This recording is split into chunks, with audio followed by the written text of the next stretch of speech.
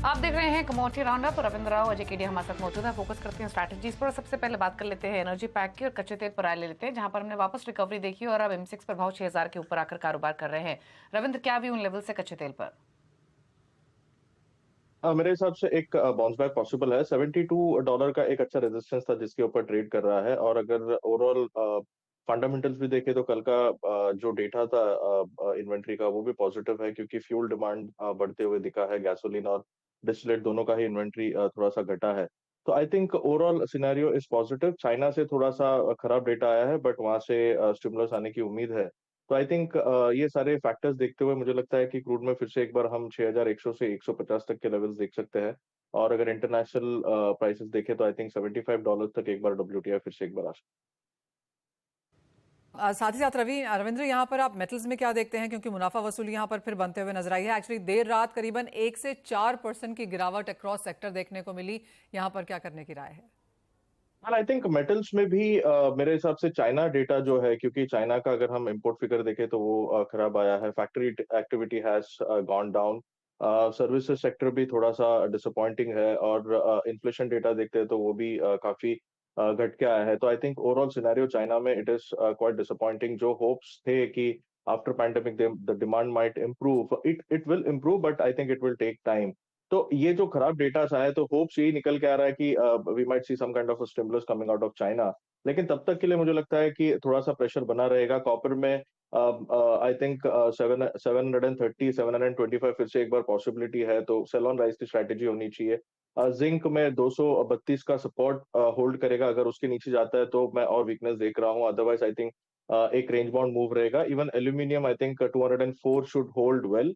अगर उसके नीचे जाता है तो I might see we might see some kind of corrective move.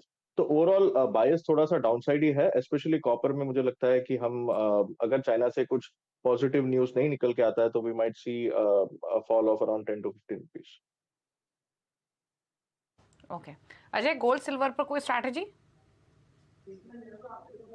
Well I think gold में मेरे हिसाब से कल का जो सीपीआई, यूएस का सीपीआई डेटा आया था, दैट इज अगेन इंडिकेटिंग कि फेड शायद से पॉज करेगा जून मीटिंग में। But that is already discounted now. आज पीपीआई डेटा है, that also will be watched by traders. लेकिन overall I think from a price action I would say, जब तक कि गोल्ड में 2090 का लेवल कॉमिक्स में निकलता नहीं है, क्योंकि वो अभी ट्रिपल टॉप हो चुका है, उसके ऊपर अगर निकल जाता है तो बहुत अच्छा बुलिश मोमेंटम दिख सकता है, विच माइट एक्सटेंड टुवर्ड्स 2300 $2350।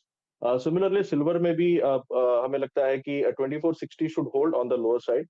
और I think it is just waiting for a trigger. और अगर कोई भी पॉजिटिव ट्रिगर आ जाता है गोल्ड सिल्वर दोनों में ही, आई थिंक एक बुलिश मोमेंटम फिर से कंटिन्यू होगा। अब बायस अभी भी पॉजिटिव है, तो बाइंग डिप्स की रणनीति होनी चाहिए। या फिर एक ब्रेकआउट अगर आता है गोल्ड में about $2090 on a closing basis, I think that would be a very good buying point. और वहां से हम करीबन 200 से $250 का मूव देख सकते हैं। तो ये तो बात हुई यहाँ पर सोने चांदी की। अजय, अगर आपको पोर्टफोलियो में एक एग्रो और एक नॉन एग्रो आज के लिए चुनना हो तो आप कहाँ देखेंगे? देखिए, सबसे पहले अगर मैं नॉन एग्रो की बात करूं तो मुझे लगता है कच्चे तेल में जिस ढंग से कल हमने लोअर लेवल से काफी साउंड रिकवरी देखी है, तो मुझे लगता है कि 6000 का लेवल काफी बेहतरीन है। यहाँ पे लेके चलना चाहिए 5920 के स्टॉप लॉस से।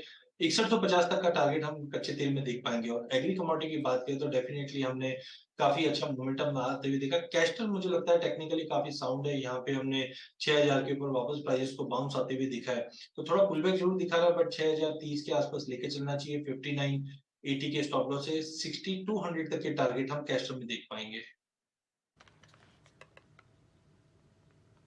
ओके चलिए, तो ये स्ट्रैटेजीज हैं हमारे दोनों एक्सपर्ट्स की ओर से। शुक्रिया आप दोनों का ही आने के लिए शो में और अपने व्यूज देने के लिए। ब्रेक का वक्त हो गया है। ब्रेक उस पर आप देख सकते हैं फ्यूचर एक्सप्रेस सुमित मल्होत्रा के साथ। मुझे और मनीषा जी को दीजिए इजाजत। नमस्कार।